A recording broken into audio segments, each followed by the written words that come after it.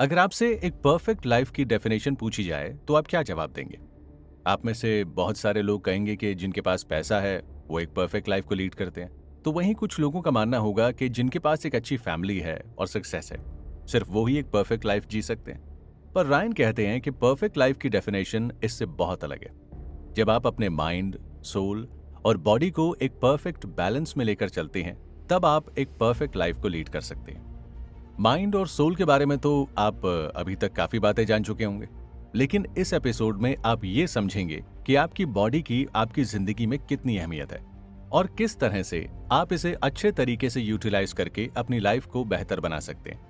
आपने Winston Churchill के बारे में तो सुना ही होगा, जो एक फेमस राइटर, पेंटर होने के साथ साथ एक सफल पॉलिटिशियन भी थे।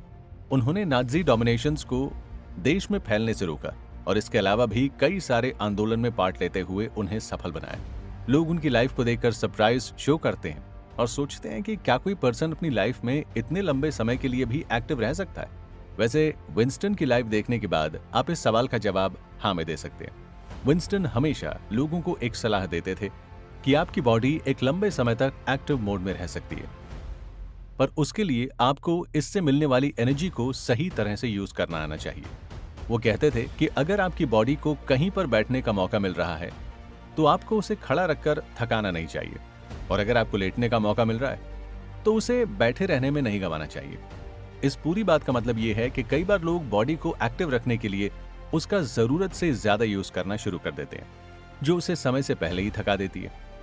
एक्टिव रहने का मतलब ये बिल्कुल नहीं है कि आप बॉडी पर एक हार्श इंटेंशन रखते हुए उसे जरूरत से ज्यादा यूज करें।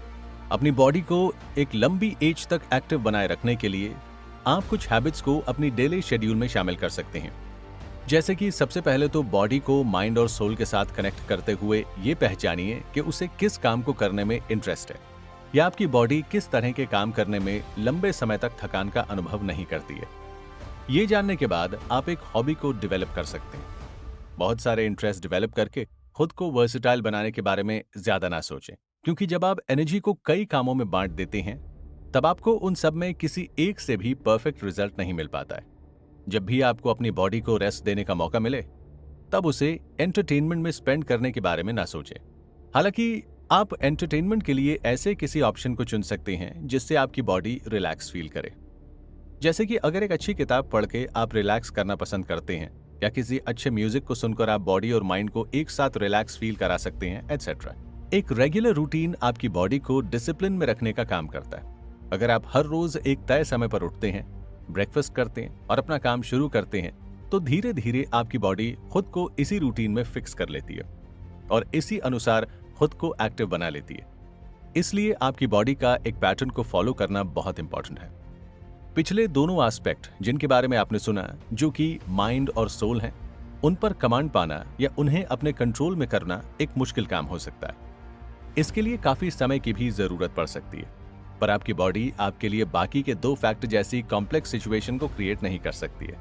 अपनी बॉडी को एक सही स्ट्रक्चर या ढांचे में फिक्स करना ज्यादा आसान है और कम समय लेने वाला है। सबसे ज्यादा जरूरी बात तो यह है कि आपकी बॉडी ही आपके माइंड और सोल के बीच में एक कनेक्शन को एस्टैब्लिश करने का काम करती है।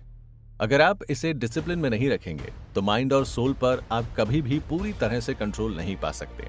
बॉडी को माइंड और सोल से कनेक्ट करना एक पजल को सॉल्व करने के जैसा है।